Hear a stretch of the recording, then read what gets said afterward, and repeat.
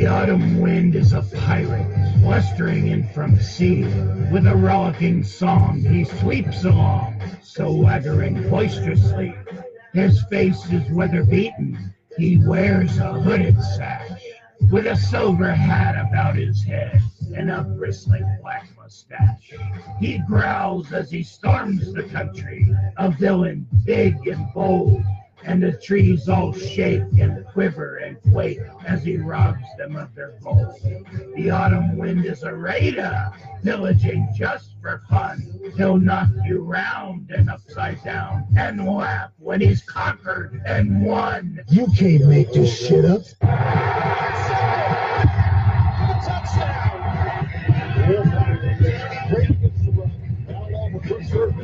Gives them a lot of firepower where they can pressure the quarterback also when he needs it. The silver and black faithful will say, boy, that brings back some memories of Jack Squirek back in 1983 with an interception right before the half on a similar play and a touchdown. You can't make this shit up. Touchdown! Raiders!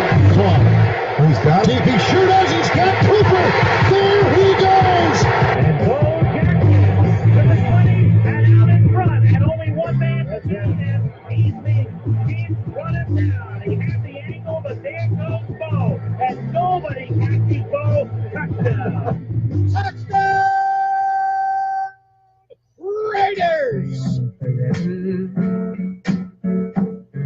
Yo, train Trump reverse. It's going down, fade to black. When you have great coaches, then after you have great coaches, you get great players.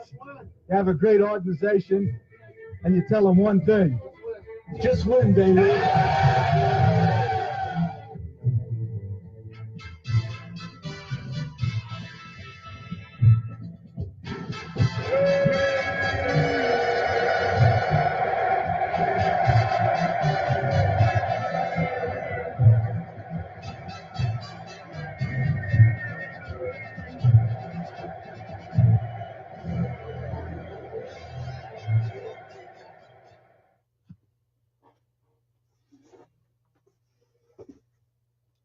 I told you I'd be back. Und I'm back. Yeah, Greater Nation, how are you doing? Check out the gargoyles. I was rummaging through my attic, taking things down to put them into the garage, or actually from the garage, the attic, from the garage, and then from the garage into the new work area out back. And I found my old gargoyles. I'll be back. Arnold Schwarzenegger type. They're pretty tight. Well, they're tight on my face too, but other than they're a little bit small here. But I thought, really cool. I figured I'd share those with you. You know, got to have your gargoyles. I mean, hell, in the 80s, it wasn't Oakley's, man. Everybody had gargoyles. Oh, there we go. Now I can actually see things, and we can go from here. So now that I can see, I'm going to move this over and get rid of that. So, again, it's time for Ask Captain Jack.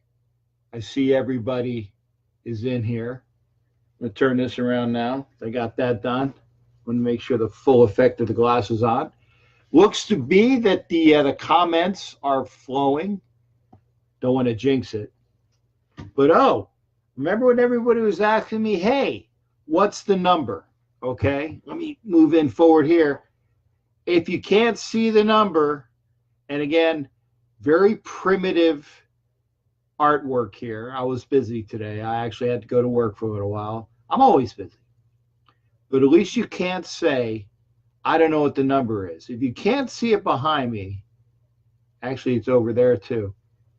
When I tell you, 813-699-0834.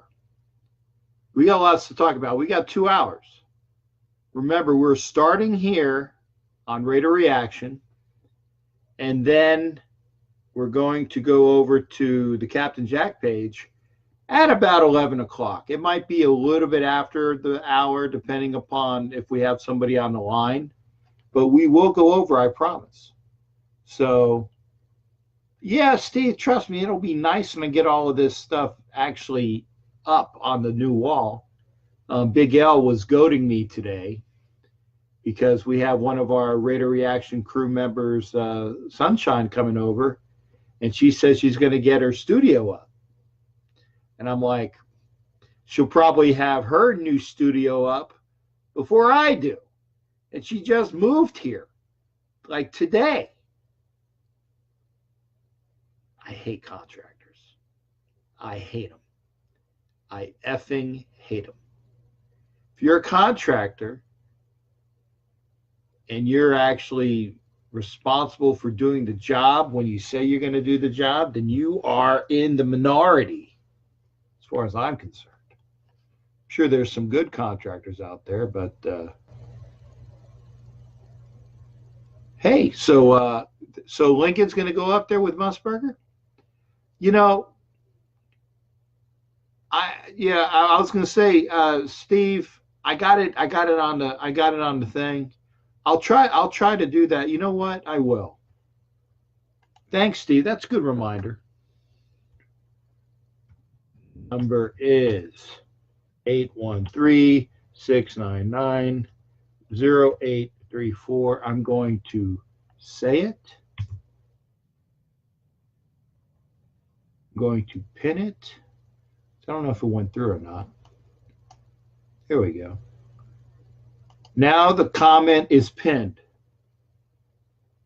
So hopefully it's up at the top. When I tell you, it'll be available. I will open the phone line. Obviously, you guys and gals, Raiders, Raiderettes, mates and wenches, know that this is the last time that we are going to discuss, pending further developments, the move to Vegas. Guy, Tampa's in the house. Yeah, Bill, I'm here. You are too, I see. We have other things to discuss. I have to, as Ryan put in, not to steal the thunder, but, and it wasn't Tony Soprano, Ryan. It was Tony Sperano. Tony Soprano, otherwise known as the actor James Gandolfini, he died years ago. So I know what you meant. And everybody used to call, Sperano Soprano, but it's Tony Sperano. Yeah, my day was okay. Brent Musburger definitely needs some help. How you doing, Joe? But again, as it's set up in the comments, we didn't just lose one Raider today. Remember, once a Raider, always a Raider. Reports are coming out, and if they are confirmed per sources, and I just saw this. So again, nothing is out officially, but per sources, Tony Klein, the great defensive end for the Raiders that played in the 70s with all of those hardtack teams, he passed away as well. And many of you young folks might not know who Tony Klein was, number 84 for the Raiders, but Tony was a very, astute, very athletic, hard-nosed player. And per sources, he has passed, which is unfortunate. In fact, I'm going to read from his wiki. 48 July, so that would have made him 60 years old. Played for the University of Miami in college. I do have some stats from the NFL site. I played for the Raiders from 1970 to 75. It's stated in his wiki that As in 1970, he had a rookie sack record of 17 and a half. Unfortunately, the sacks weren't kept until 92, so that's an unofficial result. But imagine 17 and a half sacks as a rookie. That just shows you how violent, how talented that defensive line was for the Raiders. Remember, they were playing a four-man front too. You had people like Otis Sistrunk in there, Art Toms in there, Tony Klein. Really hard-nosed guys. No, I'm not sure if Sistrunk was playing back then in 1970, but I know Art Toms was. But the early Raiders, the early 70s Raiders, a staple. And he played, let's see, he missed one game in 71. Looks like he missed 9 games in 74 and missed 2 games in 75. That was before he went over, played for the Niners. In those days when you were cut, a lot of people did the cross bay thing. So he went across the bay. He's had 3 interceptions in his career, and again, all of those sacks. But again, none of the items were official. So again, who knows how many sacks he had? But he was a Raider great. So rest in peace to Tony Klein as well. And as for Tony Sperano, his record as a Raider head coach was just the 1 year where he came in after. I believe it was Dennis Allen. Yeah, 14 would have been Dennis Allen. Boy, I tell you, I was at that game, 4th game in London, where the Raiders were horrible. Just looked lethargic, and was saying how Dennis Allen. I don't know if he even made the flight home, but. After that bye, first game was for Sperano, was 3-9. Again, not the greatest, but he was there. And Sperano had a hard work ethic. I remember that he had the video where he had the hole, and I can't remember what was in the hole, but it was like the old Raiders or the stuff that was keeping them from winning. And he said that he was going to bury it. They were here to bury it. Well, I know that he won. Those 3 games that he won were at the very tail of the Raiders season, because they went 0-10 before they won their 11th game. And I was there at that 11th game. The Thursday night game against KC in the Oakland Coliseum, the Red Dome, whatever the heck they called it. Can't remember who the sponsor was. I hated seeing red on the Coliseum. But he won that game. I think the Raiders were won 3. Yeah, they won 3 of their last, I would say 6. So he was 8, had a 500 record at the very end of that year. It wasn't enough. The Raiders didn't take him in, and he was let go. And followed by, if I'm not mistaken,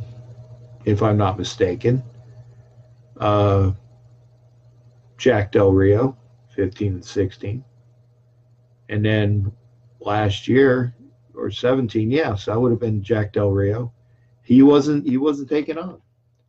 So, who knows what could have happened? I mean, people wanted Del Rio in, and he did all of the good things that were there.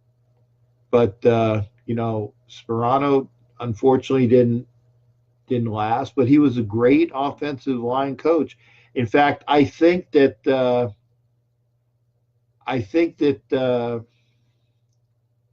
had it not been for, Cable coming back, there was a possibility they might have hired him back. I'm not saying that for sure, but I know that Sperano was a very capable offensive line coach. I mean, remember when he was in Miami, he brought Miami. Let me get that fact again. He brought Miami, I think it was to an 11-5 record. Let me get that. let's see, Miami. Yeah, first year in Miami as a head coach, 11-5. And if I'm not mistaken, the year before they were like, I think they were like 1-15.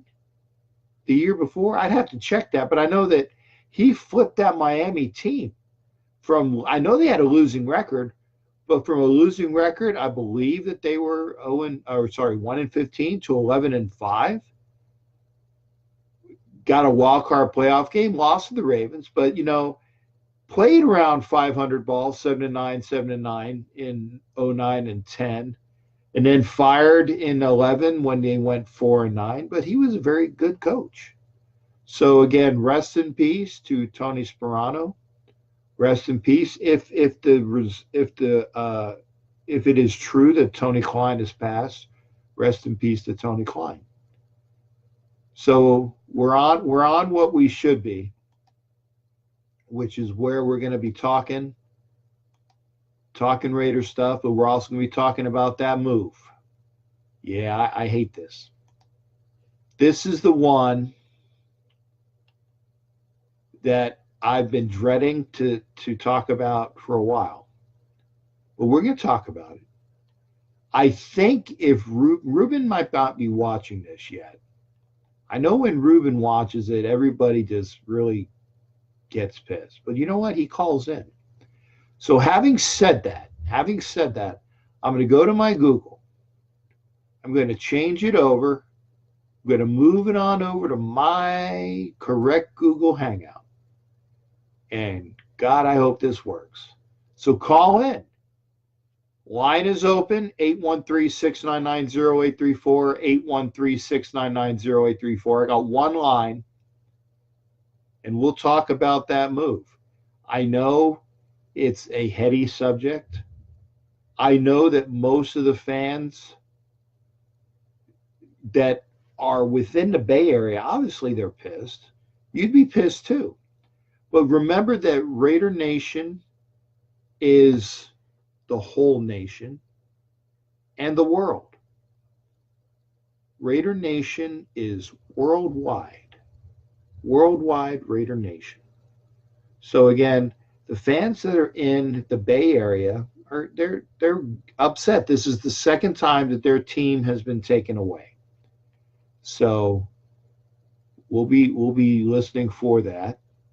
I got a line open. I have callers that are ready. I'm going to make sure that I keep on my page here for Google Hangouts, because I think I have the sound off, because I don't want that extra sound coming in when I have people that are calling in.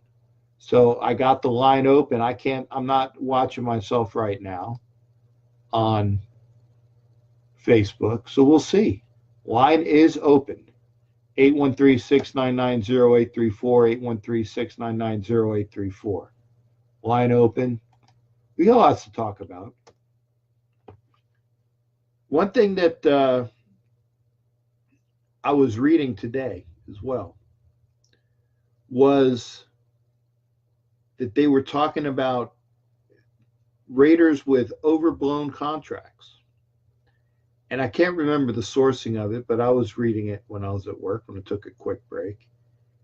And this one gentleman put out a listing. I think it was the top 20 personnel in the NFL with, in his mind, had the most overblown or bloated contracts. And number 18 was Kelechi Osemele. And wow. Okay. Maybe Osemele, in comparison to all other guards in the NFL, his contract is quite high. But the old expression of you get what you pay for is indicative of Kelechi Osemele's contract. I don't have the numbers. It doesn't matter what the numbers are. To me, what matters is living up to your contract, okay? Living up to your contract. And Osemele has lived up to his contract and played well. he's been in the last 2 Pro Bowls. So I'm going to check see if I can do settings here. I don't see where settings are. Can't find settings. Well, I'm going to have to be here. Don't see settings. I know it's here. Oh, I know. I have to have a phone call. So the line is open. 813-699-0834, 813-699-0834. This is your time to call. We got the move to Vegas. We have the passing of Tony Sperano, Tony Klein. If you're an older member of the Raider Nation, we could talk about your memories of Tony Klein as well. We have Kelechi Osemele being stated he has an overblown contract. And having said that, which leads me up to another subject we can talk about. I saw another article where it said the best position group within every team in the NFL, all 32 teams. And it stated that the best position group for the Raiders was the offensive line. And I agreed there. I mean, it stated how, Donald Penn is a rock at left tackle with the fact that he hasn't given up a lot of sacks. That how both Penn and Osemele and Gabe Jackson have been in the Pro Bowl the last couple of years. Penn hasn't, but Osemele has. Not Gabe Jackson, Rodney Hudson, apologies. They've been in the Pro Bowl. So he has lived up to the contract. The position group is, we'll talk about, I'm going back and forth. We're talking about Greg Papa being cut. But you guys got to call in. 813-699-0834, 813-699-0834. I don't hear anything. That's a shame. Because if we don't have participation, I'm going to go to sleep at the end of this show. And I hate saying that because I'm out here for 2 hours. I like to have some participation. And I'm not cracking the whip, but I mean, do you really want me to talk to you for a whole hour? I can do that. But I'm sure that you would much rather have that communication back and forth where we let other folks interject as well. So like I said, that line is open. Let me see who's in here tonight. Who is here? Who are my Cesar's here? Was it Gonzalez? Okay. Cesar. Lance is in here as well. Lance and I have had some good conversation. Chris Lentz is here. Matt. There you go. Matt. Call in, Matt. 813-699-0834. 813-699-0834. Steve Running. Thanks for coming in. Joe Rios. There we go. I know you guys would have come in eventually because I know you didn't want to hear from me. Who do we got on the line? This is Captain Jack. Who is this? It's Reggie Burdett. Reggie. Okay. Make sure I will try to write it down. I like to try to get. I'll tell you what. You'll get a text message from me this week, so I'll say, hey, who is this? So the next time you call in, your name will be in there, and I'll know exactly who I'm speaking to. So how you doing tonight there, shipmate? Doing real good, shipmate. How you doing today? From one Navy retiree to another, how you doing, buddy? Oh, well, I'm glad you actually picked up on that. Good. Remember, shipmate, it's all in the inflection. If it has that positive inflection, it's a really good thing. If it has that negative inflection, like, come here, shipmate, like when I'm being the old chief that I am, you done effed up. So Oh yeah, definitely. yeah. So what was your career there, big guy? Well, we've talked before. I was also a Gitmo. I was a corpsman. Okay. Okay. Well, good. Well, good. Like I said, I'll give you a text after this, and or sometime this week, so we'll get that number in there. In fact, I'll try to write it down if I can find some scratch paper. So, what is on your mind tonight, Reggie? Well, big fan for the Raiders since '74. Not as long as you, but pretty close. But I got a question to you about John Gruden. Okay, let's talk about John Gruden. His first tour with the Raiders before he was traded to Tampa Bay. He invested heavy in veterans. Yep. He was transferred to Tampa Bay. And he did the same thing Super here. Bowl. But then it seemed like everyone jumped on the press saying he let the Raiders get too old, too fast, and we hit a wall. They said that we had one of the oldest rosters in the NFL. Well, he's doing that again this time with veterans. Do you think that may happen again? Yes and no. Okay. The one good thing that's going on here is that he inherited a very young team here where I'm hoping, and this is the big hope, I'm hoping that with the younger version, most of our roster is 5 years and below. And our core players in Carr, Mack, Cooper, 5 years in the NFL and below. So the core is young. Where we are older is at left tackle, obviously. Right tackle could be young if Miller comes in and plays there this year.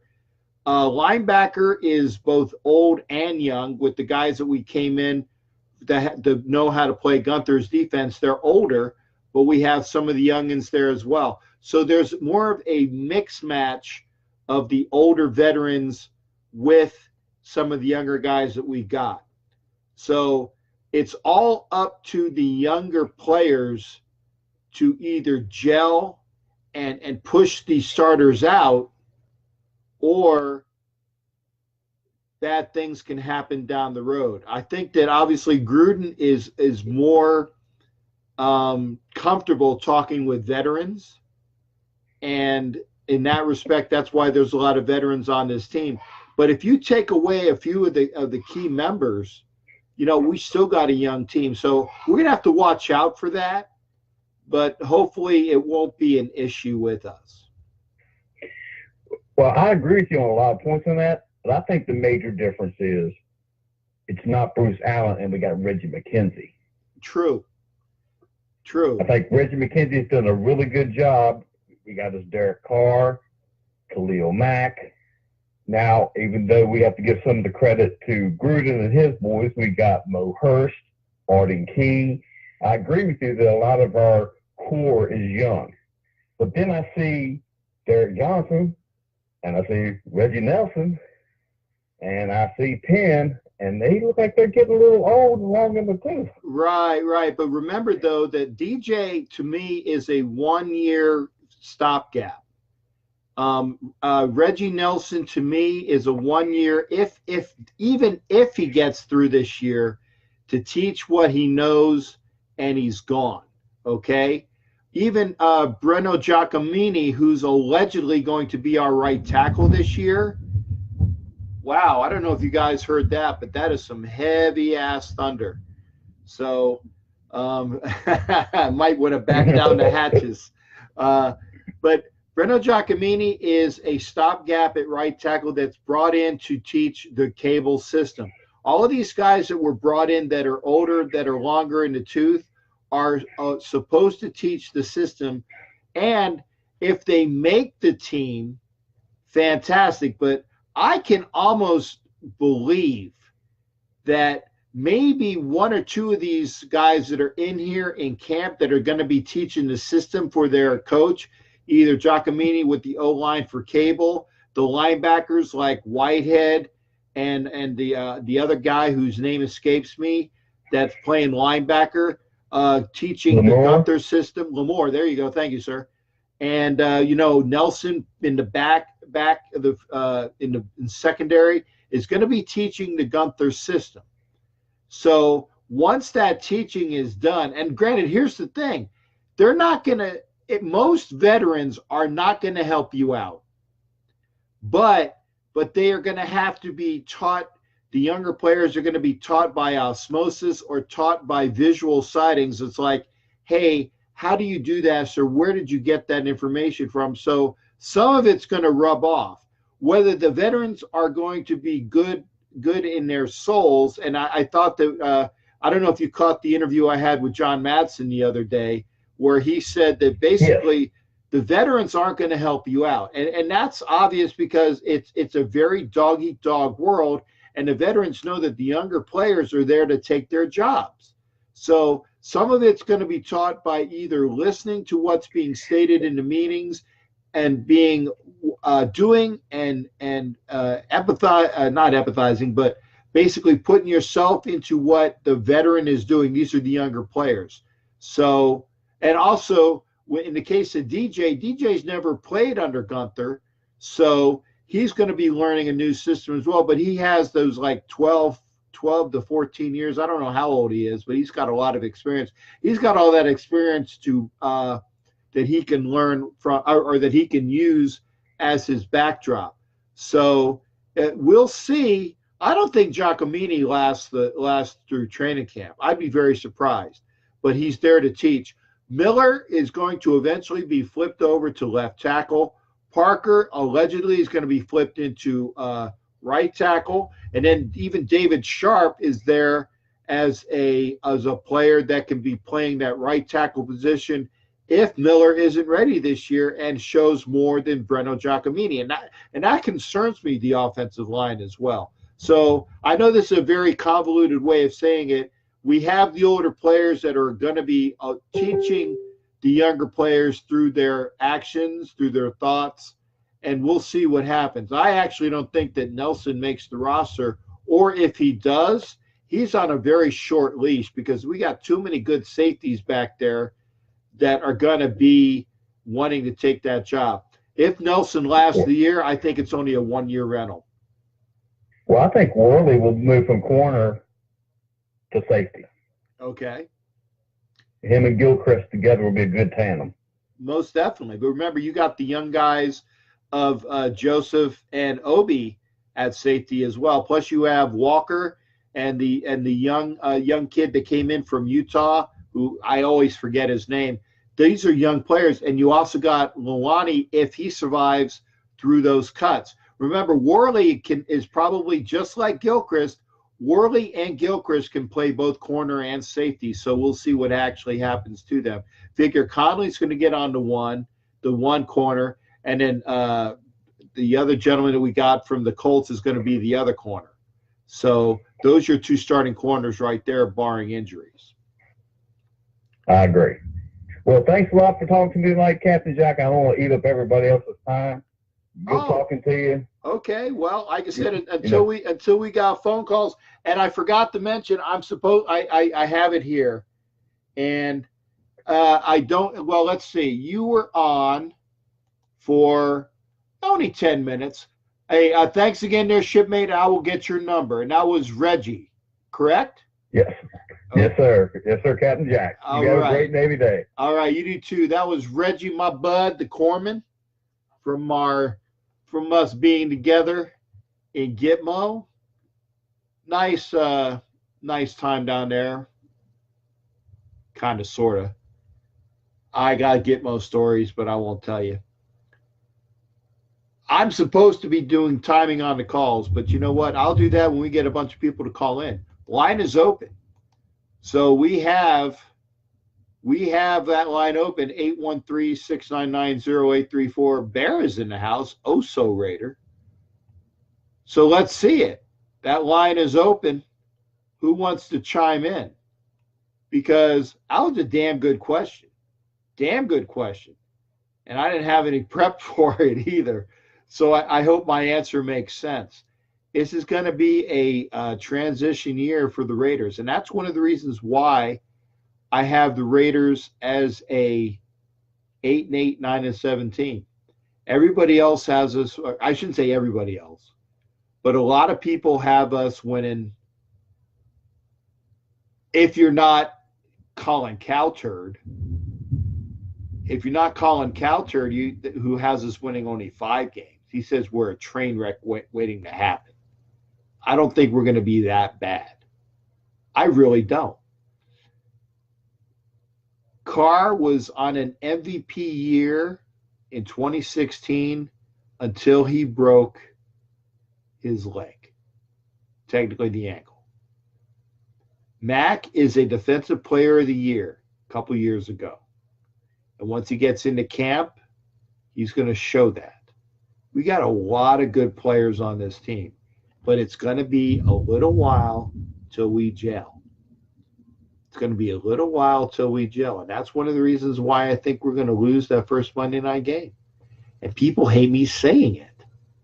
But until I see what I see in the preseason, and by the way, we're on the NFL Network first 3 weeks of the preseason, we're on TV. So I will be able to see what's going on in Oakland. They're all 10 o'clock games Eastern. But you know what? We'll be seen. And I doubt that the Raiders playing the Seahawks will make network, but it's possible. I don't see any other questions. Yep, Joe Rios, hopefully stay healthy. I agree. What else we got here? Balance between Gruden's veterans and McKenzie's new guys. Yeah, I agree, Matt. Most definitely. And reliance on veterans. That's true, Matt. But like Reggie was saying, the fact that Bruce Allen was his yes man, go get him guy. Reggie McKenzie is not that. And I really like the fact that they're playing off each other, and he's not going to bankrupt our account with all of these old guys, so that there is veterans and younger players to be in there. You know, we'll see. Mike, Navarro Bowman, as of right now, still a free agent. So the chances of us getting Navarro Bowman, I mean, he knows what the number is. Reggie gave his agent a number. And it's up to Bowman to see what happens. I don't think Reggie's going to cave on that. I really don't. He might, but I mean, honestly, the signing of Derek Johnson, made that the Raiders have the upper hand there.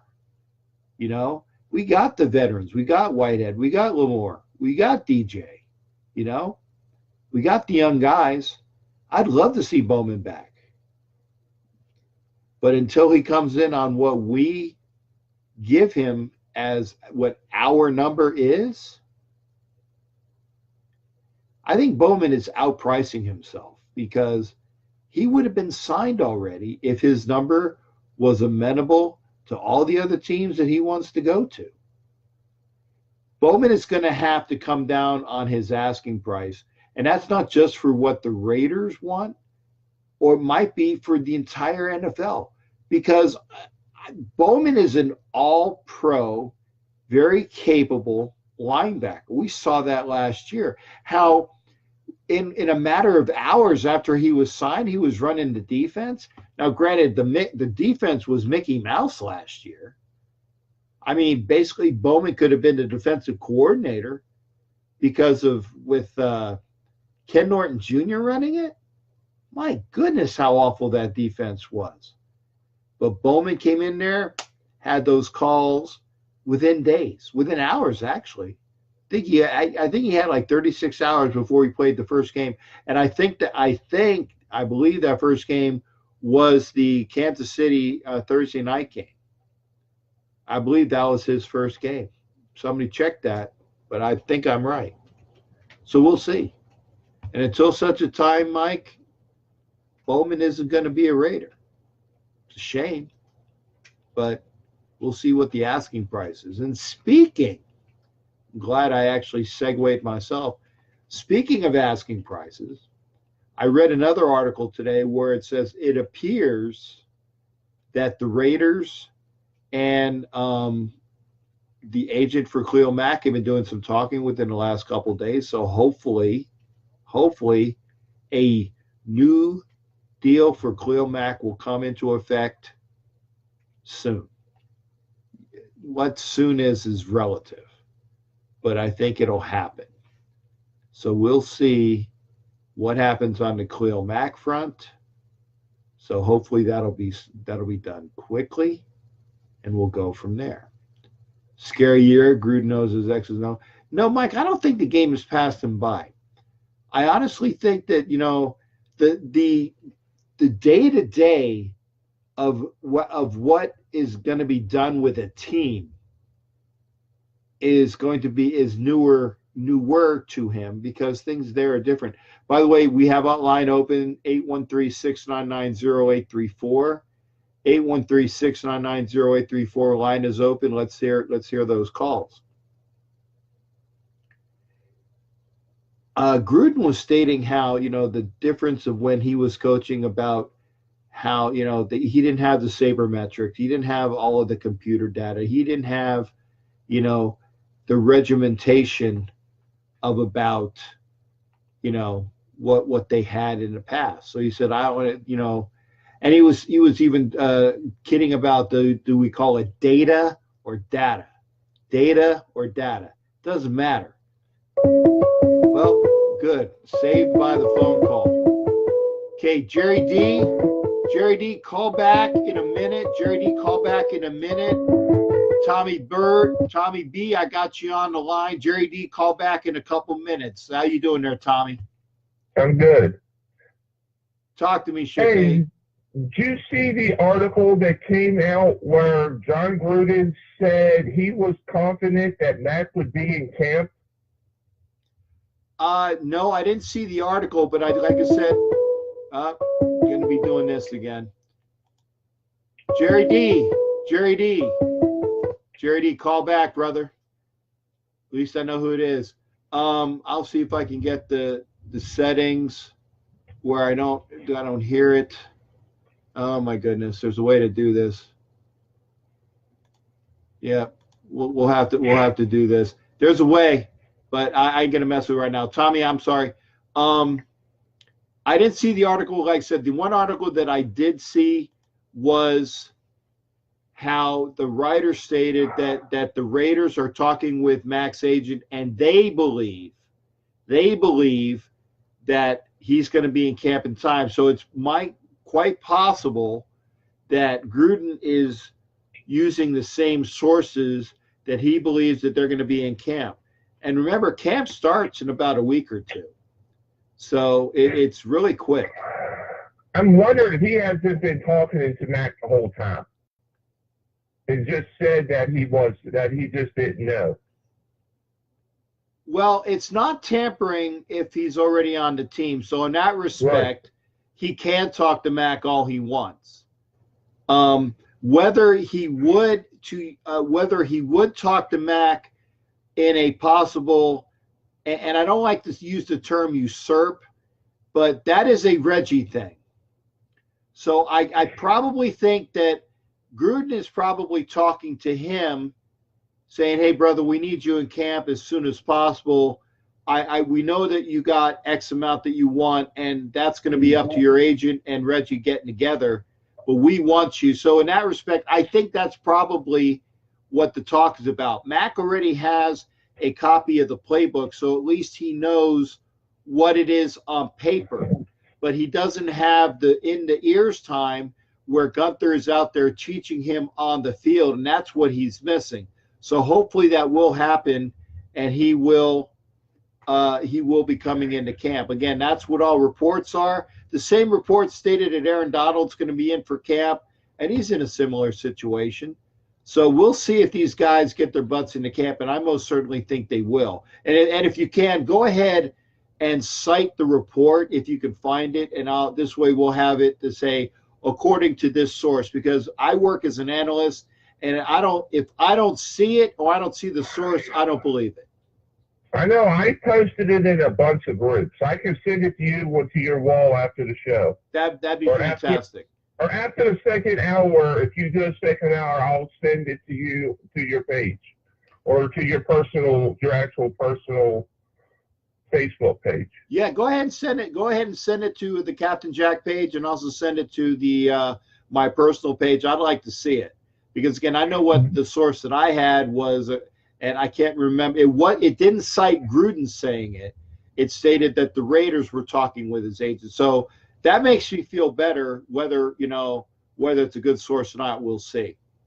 And I got one more question. And the guy that I'm going to ask you about, I know he was a former Raider. He's actually from the same city that I'm in right now, in Martinsburg, West Virginia. Okay. He played for the Raiders back in the day. Okay. He actually saved my life. Wow. Because at the time I was to the left, and he helped me straighten my life out to the right side. Okay, well, good. He actually passed away a couple years ago. I want to see if you could know where I could find a jersey of his. And who is it? It's Fulton Walker. Fulton Walker, number 41. Yes, sir. Right.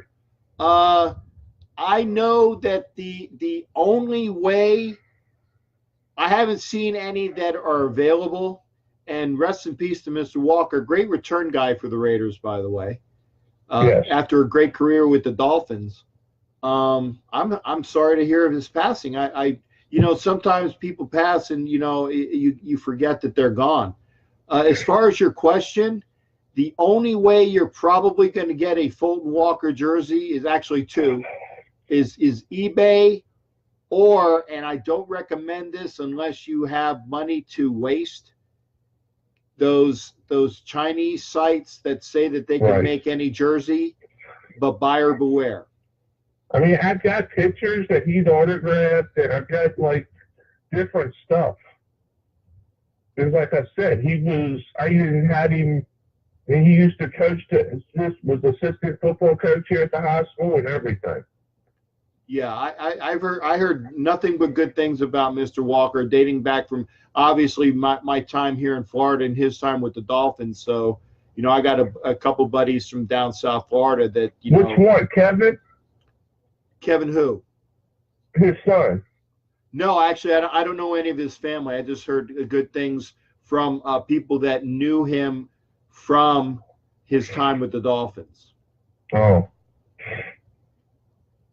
Yeah, he passed, Jesus, 2 to 3 years ago. Okay.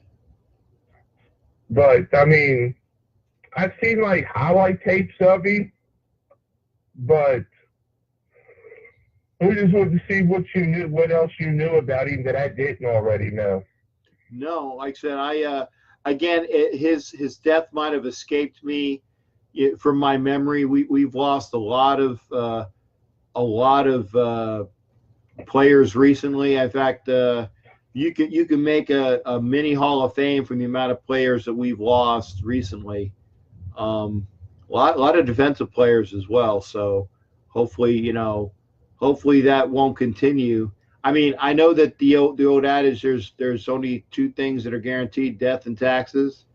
So eventually it will happen, but I hate talking about it. I like to talk about happier things. But I'm very happy to state here that he was instrumental in doing a reboot on you, getting you. He's done it to a lot of kids here in Martinsburg. He's done that a lot. The kids here in Martinsburg. Well, I tell you what, he's helped a lot of kids. Right. I was going to say, if you have contact with his son, I'd love to get in contact with his son and maybe have him come on, because I love to have interviews with. We're going to have a couple family interviews. I'm hoping to get Kendra Stabler-Moyes on sometime soon. I know that Andrea Villapiano is going to be on sometime soon. And anytime that they have, and we've already had Alonzo on, the fact that Skip Thomas's son. So, it's good to get that perspective from the families of players as well, because you learn insight that you wouldn't normally get. Well, I'll see if I can't get a hold of his son Kevin and everything. I know Kevin's busy. Yes, sir. I would understand that. All right, I'll get off here so somebody else can get in. All right. Well, thanks, Tommy. Appreciate hearing from you again. Always a pleasure. Yep, you too, Captain. All right. That was Mr. Tommy Beard. Always enjoy hearing from him as well. Got some regulars here. I will state that Ruben has joined us, but Ruben, I believe, is probably going to save his ammo towards the second hour, which will be coming up. We'll be flipping over to the Captain Jack page at the top of the hour. Jerry D is on the hook to give us a call. Jerry, like I said, unfortunately, I only have the one line. So you are ready to go. Rock and roll, shipmate. You know what the number is because obviously it came in for you. But I can only do one guy at a time. Call-wise. Let me rephrase that. I can only take one caller at a time. Oh, man. Boy, that's horrible. Horrible to say. I can only take one caller at a time. So line is open. Ruben, I'm sure, is probably gonna wait for a little while to give us his ammunition. He's been waiting almost a whole week, as I told him we would be doing it again. Jerry D is calling. Thank you there, shipmate. Jerry D, good to hear from you, brother. How you doing tonight, Cap? How's everything? I'm good. I'm good. How are you doing? I'm okay. Just chilling out, relaxing. Well, let's talk about a little bit about the move. Can I talk about it now, or is it for the second hour? Oh, no, you can talk about it now. Oakland, I mean, I feel sorry for the people that live in. I mean, I'm from New York, so I'm not, close. I don't live by the stadium or anything like that or near it. So, but I think they needed a new stadium. Oakland did not provide it. It did not come through. And the Las Vegas Stadium is going to be beautiful. It's going to be awesome. I'm looking forward to it. I don't think anything's going to change. The mystique, the uniforms, anything like that. I think everything's going to be the same. But see, you and I think almost everybody here is for the move. Yeah. There's only one person that's called in. Thanks, Danny. There's only one person that's called in, and Ruben, like I said, you're gonna. I got 2 hours, Ruben. I know you're out in California. You can afford to stay up for that second hour. I can't, or I will. And Ruben, you can get rid of your bullets if nobody calls in that second hour or immediately. Go ahead, but. Ruben and the only other person that stated, and it basically they stated the same thing as you, Jerry. I feel bad for the folks that are in the Bay that have been lifelong Raider fans that go to all of the games. I mean, I'm a season ticket holder, but I live in Florida. I can't go to all the games. I got to sell tickets. Right. But, and it took me a while to get my season tickets back because – it was a bit, I didn't get them last year when I was supposed to, and that really ticked me off. And, you would think if I have a military reason to not have tickets, and it would be, at least honored. It was this year. So I great respect for my ticket agent, and I can't remember who he is, but I've spoken to him a couple times. He actually, pushed me off to the suite holder person. I can't remember what they are, but I'm in the suites, and I feel bad for the folks. All the folks that go out there on a regular basis, and it's also not only the fans, but also the people that are employed at the stadium. Those folks, that is one of the only jobs, or maybe that might be the only job that they have in that time of year. Maybe it's a part-time job, but those people that have the part-time jobs at the stadium during the season, when it's not baseball, that might be one of their very few sources of income. And economically, it's going to hurt those people as well. I'm not an a-hole thinking it's going to be all hunky-dory. But as you stated, the Raiders have needed a new stadium for over 30 years. Years. And it's a cesspool. And things will be done. And that new stadium is going to be state-of-the-art. It's going to be dynamic. And you're going to have a lot of fans there. Hopefully, it will remain a staunchly Raider-supported stadium, but up until that time when the Raiders start to become like a mediocre team, you are going to see people in droves leave for the high prices of a ticket, and I'm sure Ruben's going to get into that. I'm sure Ruben's going to get into that, but you're going to see a bunch of people that are there that were given comp tickets by the casinos and figured, well, what else am I going to do on a Sunday? Well, I might as well go to the game because, the Sands gave me 2 tickets to the game. And that's the way it's going to be. Unless the real fans, the staunch fans, the true fanatics go in there and buy up the tickets, it's going to be a sold out game, but it's not going to be a hearty sold out game because they're going to be the fans that are actually supportive of either the Raiders or the opposition, and the fans that are going over there that are kind of like, yeah, that was nice. And they'll go back into reading their book or their iPad or whatever the hell else they got on them. And they're not really watching. They're just there for the event, and that's a shame. Well, I got faith in the nation. I think they'll show up. You know what I mean? I think they will. But again, when you start to see the record go down. Right. Now, granted, we got to get that record up. So once we get that record up and, we continue to hopefully be a perennial winner where we're a perennial team that is looking at the playoffs. And I think we have the roster within this year. Again, not quite this year. Might get it this year. But again, I'm thinking next year. Definitely next year. When we have the roster, they should be a winner on their way. Go to Vegas.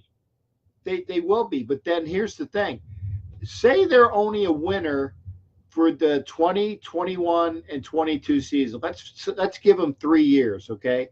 Right. What happens in 23 and 24 when they start to dip record wise? Well, hopefully the fans just stay loyal.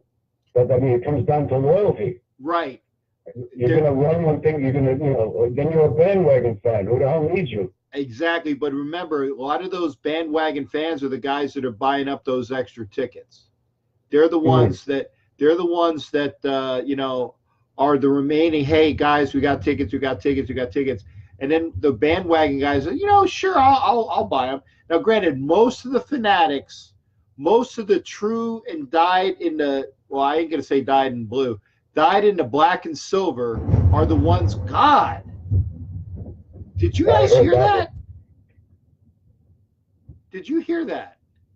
That was, yeah, was that thunder? That was loud. That was thunder. So, by the way, if I have a power outage, I'm letting you guys know, I didn't hang up on anybody. If the computer crashes due to a power surge, that's the reason why. So I didn't hang up on anybody, but be aware that, God forbid you don't hear from me, that's the reason why. But yeah, the true fans are going to stick.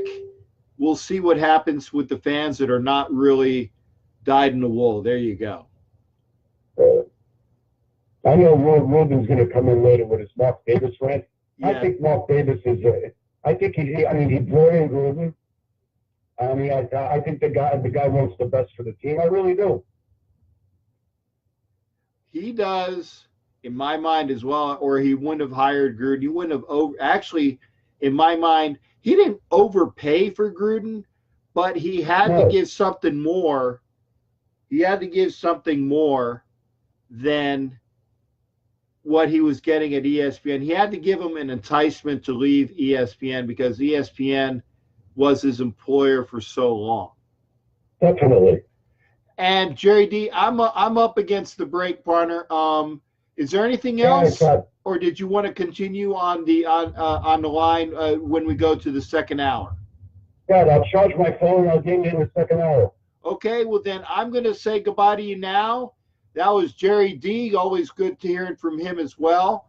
And for those that were counting, he was only on for 8 minutes. So don't bitch until we have folks that are here all the time. I'm gonna let folks talk. You got another call, we'll do that.